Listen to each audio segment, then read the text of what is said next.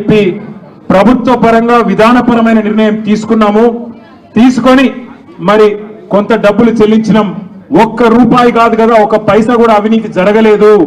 ఈడికెళ్ళి పైస పోయింది, అక్కడ ఉన్నది, ఇలా అవినీతి ఎక్కడ ఉంది అనే అవినీతి నిరోధక శాఖ అధికారులను అడిగినాం. సమాధానం లేదు. మెమ్మెమ్మే బెబ్బెబ్బే.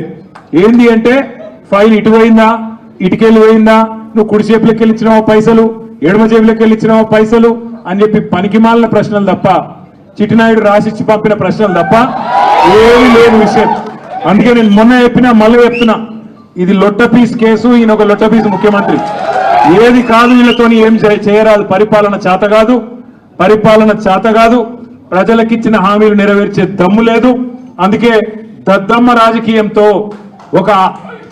రాజకీయంతో ఇవాళ తప్పించుకునే ప్రయత్నం చేస్తా ఉన్నారు. మొన్ననే మన నాయకుడు పెద్దలు తెలంగాణ సాధించిన నాయకుడు కేసీఆర్ గారిని కమిషన్ ముందుకు పిలిచిండు. అంతకుముందు హరీష్ రావు గారిని కమిషన్ ముందుకు పిలిచిండు. ఆయనకున్నదంతా ఒకటే షోకు, నేను నెల రోజులు జైలున్నా లుచ్చా పని చేసి వీళ్ళని కూడా పెట్టాలి ఒక కొన్ని రోజులు, అదొక్కటే ఆయన షోకు. ఆయనకున్న పైశాచికానందం అదొక్కటే. సాడిస్టులు ఉంటారు చూడు కొంతమంది, నాకు దక్కని ఎవరికి దక్కద్దు అన్నట్టు, నాకు జరిగింది నీకు కూడా జరగాలన్నట్టు ఆయన ఎట్టి పరిస్థితిలో కొన్ని రోజులు జైలు. అధికారులకు కూడా చెప్పిన, మీకు పైకి వెళ్ళి రావచ్చు ఆదేశాలు, ఇప్పటికే దబ్బన వస్తే పెడితే పెట్టుకోర్ర పోయి ఏముంది, మీరు పంపితే కూడా 15 రోజులు పోయేస్తా, ఏమున్నది, మంచిగా రెస్ట్ తీసుకొని వస్తా అని చెప్పిన.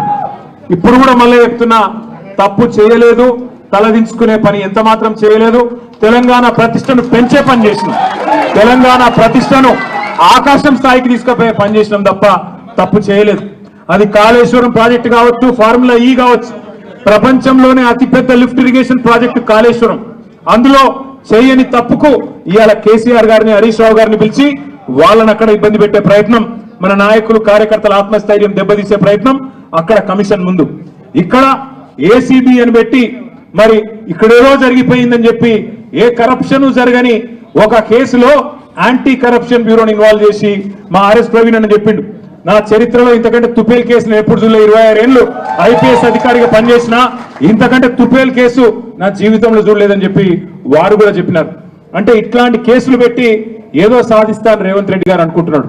నేను రేవంత్ రెడ్డికి చెప్పేది ఒకటే, నా మీద ఇప్పటికే 14 కేసులు పెట్టినావు, ఇంకో 1400 కేసులు పెట్టుకో, అవసరమైతే జైల్లో పెట్టుకో, ఏమన్నా చేసుకో, భయపడేది లేదు. తెలంగాణ కోసం ఆనాడు జైలుకు పోయినాం, ఇవాళ అవసరమైతే తెలంగాణ ప్రతిష్టను పెంచడానికి తీసుకున్న ఒక నిర్ణయం వల్ల మళ్ళీ జైలుకు పోవాల్సి వస్తే కూడా భయపడేటోడు ఎవడు లేడు. మీ ఉడత ఊపులకు ఎట్టి పరిస్థితుల్లో భయపడం. నేను మిమ్మల్ని అందరికీ కోరేది ఒకటే, ఇది ఏంటంటే డైలీ సీరియల్ లెక్క అయిపోయింది. ఎట్లా అంటే ఒకరోజు పిలుచుడు, కూర్చోబెట్టుడు, 9 గంటల ఆడ కూర్చోబెట్టి ఛాయ్ దాయిపించి ఏం చెప్తాం సార్, ఇక మాకు పైకి వెళ్ళే ఆదేశాలు ఉన్నాయి, ఏం చేయాలని పాపం వాళ్ళు కూడా ఇక ఏం చేయాలి తెలియక అడిగిందే అడుగుతాను. అందుకే నేను మీకు కూడా రిక్వెస్ట్ చేసేది ఒకటే, మనం అందరం కూడా కాన్సన్ట్రేషన్ చేయాల్సింది, మనందరం కూడా పార్టీగా ఆలోచన చేయాల్సింది, దృష్టి సారించాల్సింది 2-3 పనుల మీద.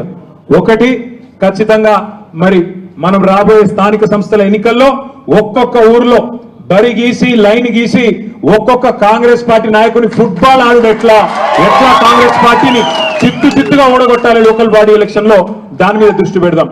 రెండవది, ఈ నెల 21వ తారీఖున కాళేశ్వరం ప్రాజెక్టు ప్రారంభించి సరిగ్గా 6 సంవత్సరాలు కాబోతా ఉన్నది. 2019 ఆనాడు జూన్ 21 నాడు మాన్యులు పెద్దలు మన తెలంగాణ తొలి ముఖ్యమంత్రి కేసీఆర్ గారు కాళేశ్వరం ప్రాజెక్టును జాతికి అంకితం చేసిన రోజు జూన్ 21.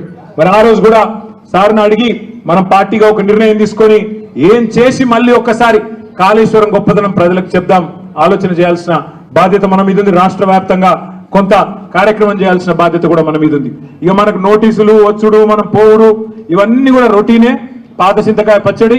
దీన్ని పట్టించుకోవాల్సిన అవసరం కానీ, దీని గురించి ఆందోళన పడాల్సిన అవసరం కానీ లేదు. పెడితే గిడితే 15 రోజులు జైల్లో పెడతాడు, పైశాచిక ఆనందం పొందుతాడు తప్ప వాడు పీకేది ఏమీ లేదు. లొట్టపీసి ముఖ్యమంత్రి, భయపడేటోడు ఎవడు లేడు. రేవంత్ రెడ్డి గుర్తుపెట్టుకో, నీలాగా లుచ్చా పనులు చేసి 50 లక్షల బ్యాగులతో దొరికిన దొంగలు ఎవరు మా పార్టీలో లేరు. నీలాగా లుచ్చా పనులు చేసి అడ్డదారిలో పదవులు కొనుక్కొని ముఖ్యమంత్రి అవుడు, పిసిసి ప్రెసిడెంట్ అయ్యే లుచ్చా పనులు చేసినోడు ఎవడు కూడా లేడు. మన బాగా బాధపడ్డాడట రేవంత్ రెడ్డి. నేను హౌలా అన్నా, బాధపడ్డాడట. నేను అడుగుతున్నా ఒకటి, తెలంగాణ ముఖ్యమంత్రి అయ్యుండి జై తెలంగాణ అనకపోతే నేనేమనాలి, మరి ఏం పేరు చదవాలి?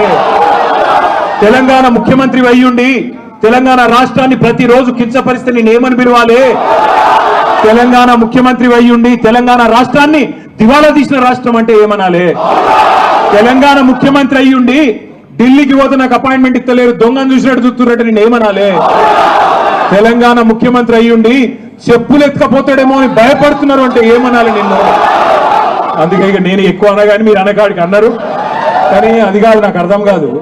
ఆడవాళ్ళు 9 గంటలు వాళ్ళు కూసబెట్టి మర్యాదలు చేసి వాళ్ళు పంపిస్తే మీరు 9 నిమిషాలని నాకు రక్తం వచ్చేట్టు చేసి మొత్తం కడుపు పిసుకుడు. అక్కడ పిసుకుడేమో కానీ ఇక్కడ పిసుకుడు ఎక్కువైపోయింది. కాబట్టి మీరు పొద్దున్న నుంచి చాలా ఓపికగా ఉన్నందుకు మీ అందరికీ గౌరవ ఎమ్మెల్యేలు, గౌరవ ఎమ్మెల్సీలు, గౌరవ ఎంపీలు అందరికీ హృదయపూర్వకంగా దండం. మీరు కూడా పేరు పేరున అందరికీ నమస్కారాలు. జై తెలంగాణ, జై తెలంగాణ, జై కేసీఆర్, జై కేసీఆర్.